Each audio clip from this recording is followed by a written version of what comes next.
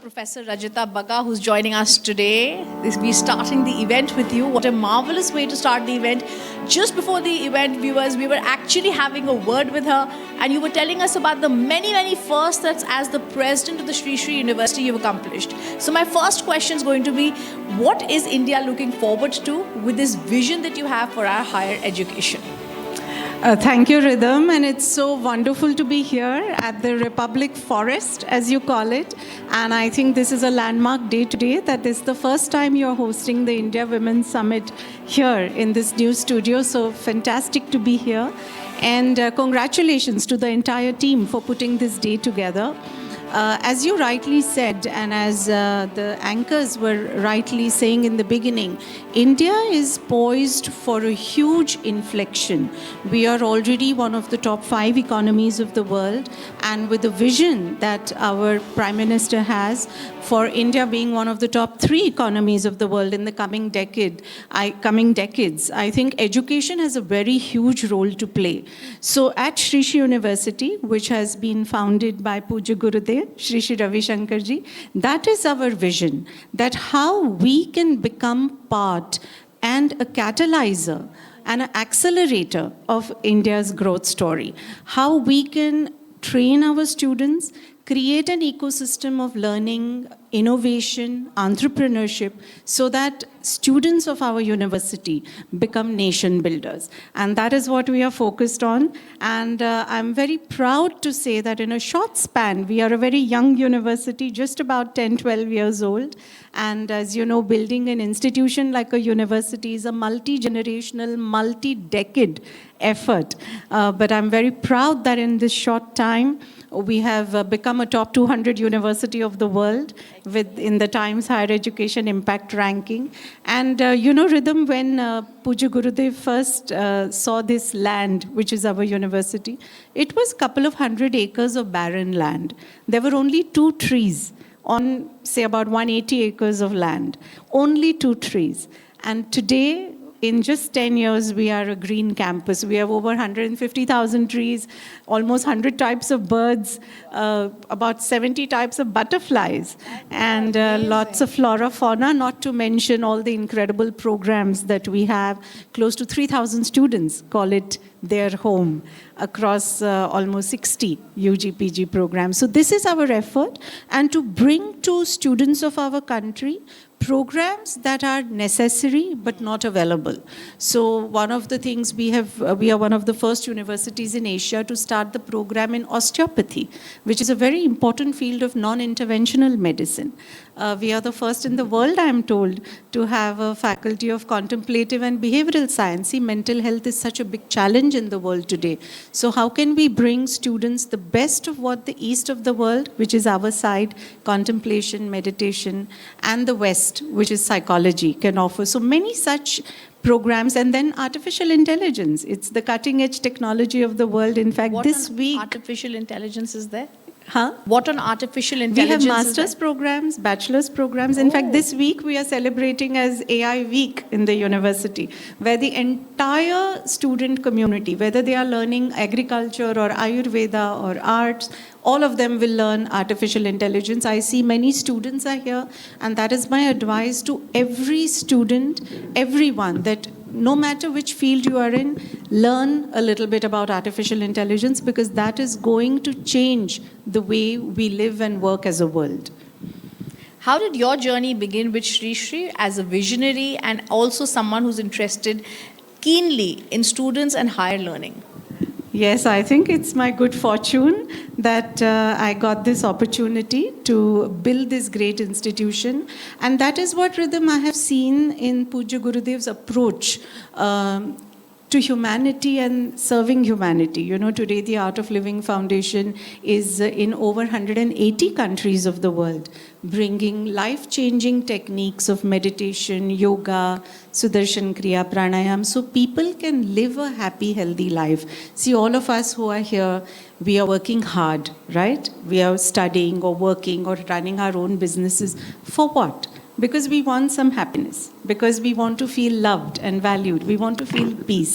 And that is what I'm so inspired by the Art of Living Foundation. It is doing in 180 countries of the world and helping people live a healthy, harmonious life. So I'm very grateful to the divine that I got this opportunity, and I'm part of this great effort. So, Professor Baga, we're hearing about the Sri Sri University. What are the values that are there, especially for the girl child? It's about empowering women. You as an empowered woman are the president. What are the values that are being inculcated on all the students, especially the girl child? So for us, the importance of the girl child starts much before the university. In fact, Puja Gurudev's sister, whom we lovingly call Bhanu Didi, she runs over 1,300 free schools, where about 100,000 children are getting free education, and 50% of them are girls. So these are girls who never went to school. Nobody in their families went to school. These are first generation literates, almost all of them. So right from that age, till the time a normal urban student, like some of whom I'm seeing here, come to the university, I think focus on girls to empower themselves, educate themselves, enrich themselves so that they can empower others, I think is at the core of our DNA. In our university rhythm, we have 3 core values: learn, lead, and serve. And I think these are universal to all of us, that we learn from every source possible without bias. See, we eat food from everywhere. I don't have to be Italian to eat a pizza, right? Yes. I don't have to be Chinese to eat Chinese food. But in learning, I see there are a lot of biases people have, that I won't learn this, I won't learn from here. So we want our students to learn from everywhere so they can lead, become leaders in their own field, so that they can serve back the society. That circle is not complete if you don't have an intent to give back. So all of these, and this is the base. And then along with that, innovation. See, if we don't innovate today, we are not relevant, isn't it? Your field of media is disrupting every day. Every field is disrupting. So how can we innovate? Second, take action. Only thinking is not going to help. So innovation, action, and dedication. Do it with full enthusiasm, dedication. Like for me, your team is a representative of that also. With so much dedication, you have built this new studio, you started this new effort. So that is important. So these are the values. So, Professor Baga, what is then the role of women in leadership positions? Because you're talking about innovation and how they need to serve. What could their role in the future years you see be in leadership roles? I think women have a very, very, very important role to play as leaders. Rhythm, if you look at any data, whether it is data about corruption, whether it is data about how boards become better at functioning if women are on the boards, how corruption reduces if women are in leadership positions in government, there is so much data available which shows that presence of women in leadership positions is productive and positive for countries, for corporations, for society. So I think as women, it is our responsibility, because we are capable, to take leadership roles. So I would encourage every young student, everyone who is in your 20s, 30s, seize the opportunity. Look for opportunities to contribute, to learn, to make a difference, and learn from each other. This is a great platform where, you will listen to so many inspiring women, learn from such inspiring women who have made a mark, yes, and chart your own story. I think women have a very crucial role to play. If we have to become a top 3 economy of the world, it can't happen without women contributing to the economic output. Absolutely. And your advice to those women who are out there looking at jobs, 20s, 30s, in their 20s, they're raring to go, they face challenges. What is your advice for them, Professor Baga? I would use an acronym, Rhythm, that the power is with you. So POWE, learn, everyday Yes. empower, and R for build resilience. It's very important. Life brings with it its challenges, ups and downs. You have to build resilience. For me, Rhythm, meditating, doing pranayam, Sudarshan Kriya, Art of Living programs has built a huge amount of resilience. I would like to share here, I was with my husband in the attack that happened on the Taj Mahal Hotel on 26/11. We were inside for 14, 15 hours. And coming out of a traumatic event like that, it can shake you. It can put you back in life. But I realized the value of anchoring to the self, anchoring within, and that builds resilience. So I would say the power, seize the power. Very, very nice. I think that's wonderful advice for every woman who's watching this. Professor Bagga, also you spoke about mental health and how it's going to be a part of the curriculum at Sri Sri University. How do we look at mental health today, and how do you think spirituality can actually benefit someone who has mental health issues? It's a very important topic, Rhythm, and a very important question you raised. I think all of us, especially after COVID, I feel things have little bit worsened around the world, and the more we talk about it openly, the better it is for us. So my suggestion will be, if you feel that you are having some challenges mentally, emotionally, you don't feel good, talk about it. Reach out to someone. In our campus, the popular thing is, if you walk by and you see someone not smiling, stop the person and say, why are you not smiling? Can I help you? So I think we need to support each other. And I think spiritual practices like meditation are a big help. See, today there is so much data. There is a research done by Harvard Medical School, which says that if you meditate every day just for 8 weeks, it can actually change the structure of your brain. It can increase the gray matter.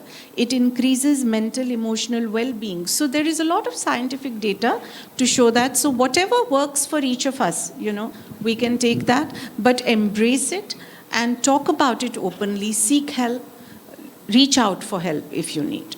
And I have seen spirituality, like I myself teach meditation, and I have seen what a big impact it has, whether it's a prime minister or president of a country, or it is a simple homemaker, in a small town. It doesn't matter. How does one meditate?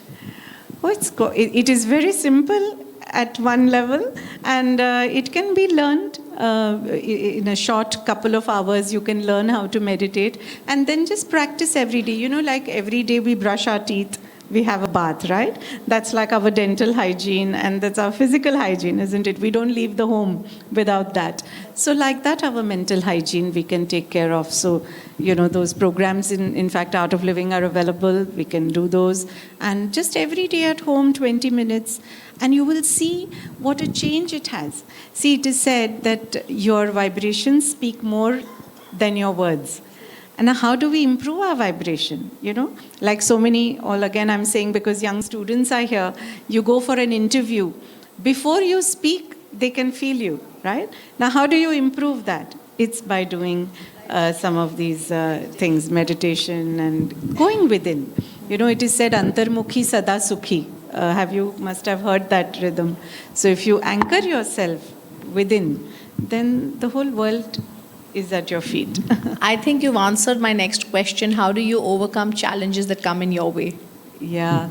See, challenges, we should expect challenges. The problem happens when we don't want challenges, right? We say, oh, mere life mein ye kya ho raha hai? But you expect challenges. Then you're already at peace. And then when you build some of your inner resilience, the strength, I feel a couple of things has helped me. Number one is to have a big context of life. See, challenges make an impact if it becomes big right now in front of you. But you say, theek hai, abhi ye we'll handle it. Life to lamba hai, aage badhenge. Then that becomes small, right? So to have a big context of life, then challenges come and go, it doesn't matter. Second, to have a sense of connection. See, for example, if I am a young mom and I'm dealing with how do I take care of my children, go to work, manage the home, manage my responsibilities, I feel alone. But if I feel connected, I have a big network which can support me, then I don't feel alone. Then it doesn't become a challenge. So develop a sense of connectedness. That's why I always advise young women professionals, everybody, women in general, we should build our tribe. We should find networks.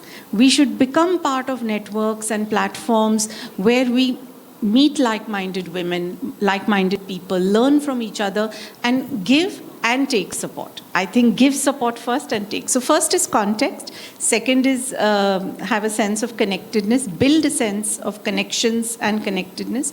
And third is have a sense of compassion to yourself also. You know, some challenges you may not be able to handle very well. Doesn't matter. It can teach you something and then move on. When we become hard on ourselves, then I think it becomes a problem. But if you say, "Okay, some things I can do, some things maybe not," then it helps you. So I think this is mine. I don't. Wonderful. You must have I your think own. we're kickstarting the Empowering Women Summit with fantastic advice about how women need to be there for other women. I think the sisterhood needs to be there. Professor Bagga, my last question: what is your vision for yourself? What is your vision for the Sri Sri University in the next 5 years? Oh, I have a very big vision for the university. I think in the coming, by the end of this decade, we should be a top 20 university of the country. Fantastic. And I'm sure we are going to achieve that. And I hope that I can personally, for myself, be a part of this great story that India is in more and more ways. You know, it's very fortunate for all of us that we are in India, which is a growing nation, which is going to be a top 3 nation of the world, and each of us get a chance to play a part in building this great nation. So I'm looking forward to playing my part, and I hope I can keep coming back to the Republic Women's Summit. Absolutely. I thank you for your insights. I thank Professor Bagga also for explaining to us how women need to empower other women. Thank you for a very enlightening session with which we kickstart our Women's Summit 2025. Thank you. Thanks a lot, Rita. Thank you. Thank you.